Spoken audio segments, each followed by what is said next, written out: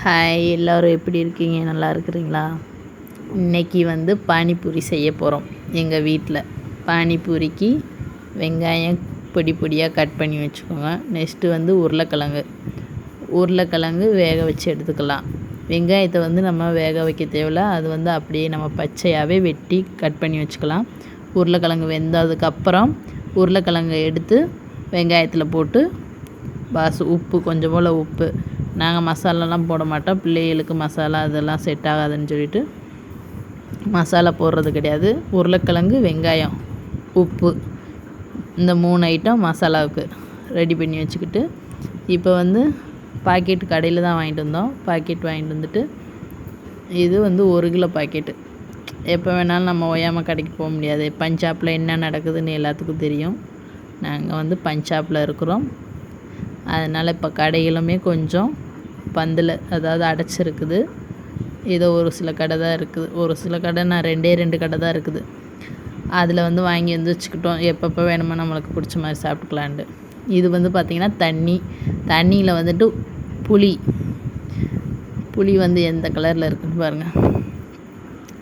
இஞ்சி, இது புதினா, கொத்தமல்லி, பச்சை மிளகா சொல்ல வேணாம், பார்த்தாலே தெரிஞ்சிருமே.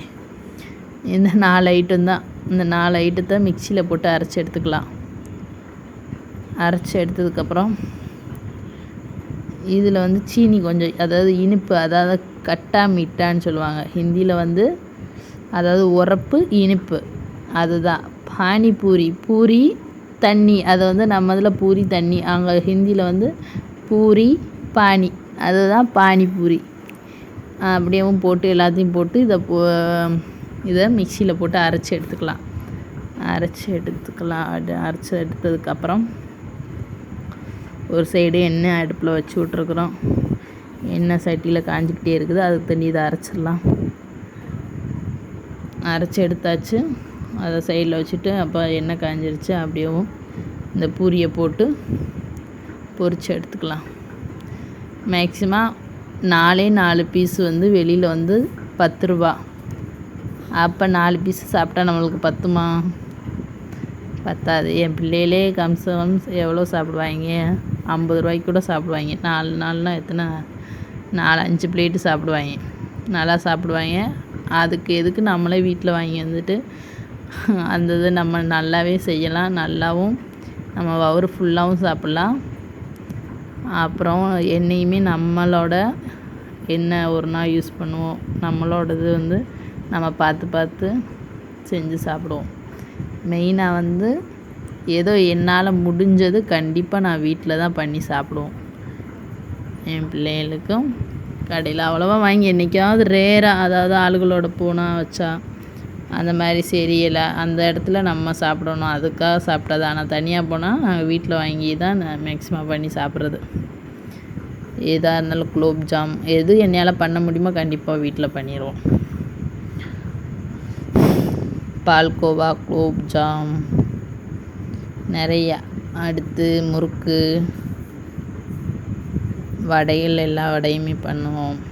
எப்போ என்ன, அதாவது வீட்டில் பொருள் இருந்தால் கண்டிப்பாக கை சும்மா இருக்காது, ஏதாச்சும் பண்ணி சாப்பிட்டுக்கிட்டு தான் இருப்போம்.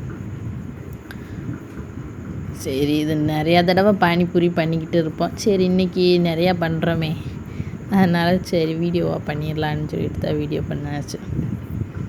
அதுக்கு முன்னாடி நாங்கள் வீட்டில் சும்மா பண்ணி சாப்பிடுவோம். இன்றைக்கி ஒரு பொண்ணும் இருக்குது, அதாவது அவங்க கும்பகோணம். அந்த பொண்ணும் நானும் தான் போயிட்டு வந்தோம், கடைக்கு போயிட்டு வாங்கிட்டு வந்தோம்.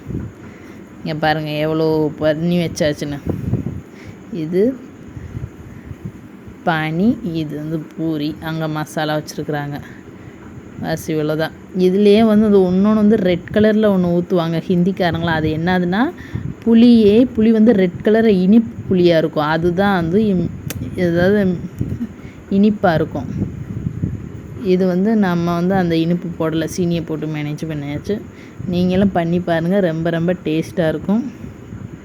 இவ்வளோ பண்ணி வச்சேன். எவ்வளோ பீஸ் இருக்கும்? நிறையாவே இருக்கும். எல்லாருமே நல்லா மிஞ்சி தான் போச்சு, பத்தாமலாம் போகல. எப்பயுமே நான் பண்ணேன்னா கொஞ்சம் எக்ஸ்ட்ரா கூட இருக்கும் போல், ஆனால் பத்தாமலாம் இருக்காது.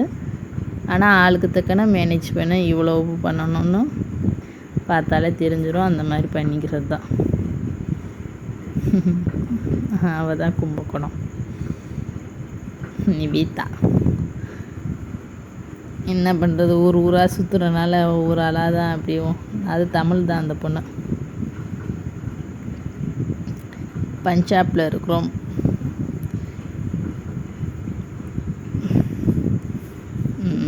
அடுத்து எங்களோட அந்த நேபாளி பொண்ணு, அந்த பொண்ணு வீட்டில் போய் நேற்று வந்து மோமோஸ் பண்ணி சாப்பிட்டோம். அந்த பொண்ணுக்கு வந்து பேக்கிங் பண்ணி தனியாக வச்சுருக்கோம்.